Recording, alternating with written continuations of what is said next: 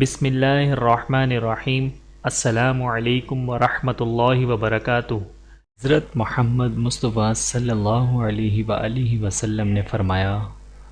جب بھی مومن کسی پریشانی، بیماری، رنج و ملال،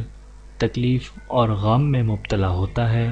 یہاں تک کہ اسے کانٹا بھی چبھتا ہے، تو اس کے بدلے میں اللہ تعالیٰ اس کے گناہ معاف کر دیتا ہے۔ ایک صحابی نے عرض کیا، یا رسول اللہ صلی اللہ علیہ وآلہ وسلم، نیکیوں کی قسمیں تو بہت ہیں اور میں ان سب کو انجام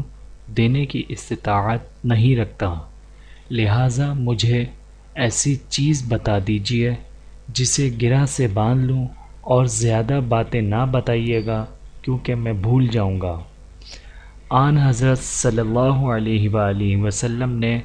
اس کے جواب میں فرمایا، تمہاری زبان اللہ تعالیٰ کے ذکر سے تر رہا کرے۔ حضور اکرم صلی اللہ علیہ وآلہ وسلم نے فرمایا، دنیا 4 شخصوں کے لیے ہے، ان میں سے ایک وہ بندہ ہے کہ اللہ تعالیٰ نے اس کو مال بھی دیا اور دین کی وقفیت بھی دی، سو وہ اس میں اپنے رب سے ڈرتا ہے اور اپنے رشتہ داروں سے سلوک کرتا ہے، اور اس میں اللہ تعالیٰ کے لیے اس کے حقوق پر عمل کرتا ہے، یہ شخص سب سے افضل درجے میں ہے۔ حضرت ابو ہریرہ رضی اللہ تعالی عنہ فرماتے ہیں کہ اللہ کے رسول صلی اللہ علیہ وآلہ وسلم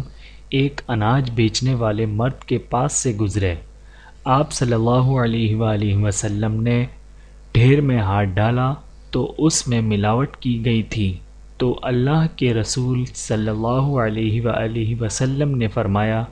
ملاوٹ کرنے والا ہم میں سے نہیں ہے۔ حضور اکرم صلی اللہ علیہ وآلہ وسلم نے فرمایا، میں اور یتیم کی پرورش کرنے والا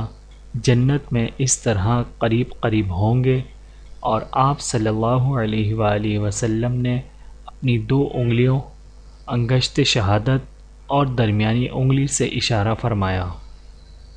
حضور اکرم صلی اللہ علیہ وآلہ وسلم نے فرمایا، لوگوں کی ایک جماعت جن کا لقب جہنمی ہوگا، حضرت محمد مصطفیٰ صلی اللہ علیہ وآلہ وسلم کی شفاعت پر یہ لوگ دوزخ سے نکل کر جنت میں داخل ہوں گے۔ حضور اکرم صلی اللہ علیہ وآلہ وسلم نے فرمایا، بلا شبہ اللہ تعالی ہر نگران سے اس کی ذمہ داری میں دی ہوئی چیزوں کے بارے میں پوچھیں گے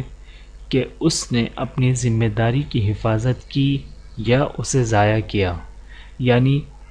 اس ذمہ داری کو پورے طور پر ادا کیا یا نہیں۔ نبی کریم صلی اللہ علیہ وآلہ وسلم نے فرمایا، ہر بیماری کی دوا ہے، جب وہ دوا بیماری پر پہنچتی ہے تو اللہ تعالیٰ کے حکم سے شفا ہو جاتی ہے۔ حضرت ابو ہریرہ رضی اللہ تعالی عنہ فرماتے ہیں کہ رسول اللہ صلی اللہ علیہ وآلہ وسلم یہ دعا مانگا کرتے تھے، اے اللہ، جو علم آپ نے مجھے عطا فرمایا اس سے نفع بھی دیجیے، اور مجھے مزید ایسے علوم سے نواز دیجیے جو میرے لیے نافع اور مفید ہوں، اور میرے علم میں خوب اضافہ فرما دیجیے، اور ہر حال میں تمام تعریفیں آپ ہی کے لیے ہیں۔ حضور اکرم صلی اللہ علیہ وآلہ وسلم نے فرمایا، جس شخص نے مجھے دیکھا اور مجھ پر ایمان لایا اس کو تو ایک بار مبارکباد، اور جس نے مجھے نہیں دیکھا اور پھر مجھ پر ایمان لایا اس کو 7 بار مبارکباد۔ حضرت ابو امامہ رضی اللہ تعالی عنہ فرماتے ہیں کہ ایک دن صحابہ کرام رضی اللہ تعالی عنہ نے رسول اللہ صلی اللہ علیہ وآلہ وسلم کے سامنے دنیا کا تذکرہ کیا، تو آپ صلی اللہ علیہ وآلہ وسلم نے ارشاد فرمایا، غور سے سنو، دھیان سے سنو، یقیناً سادگی ایمان کا حصہ ہے، یقیناً سادگی ایمان کا حصہ ہے۔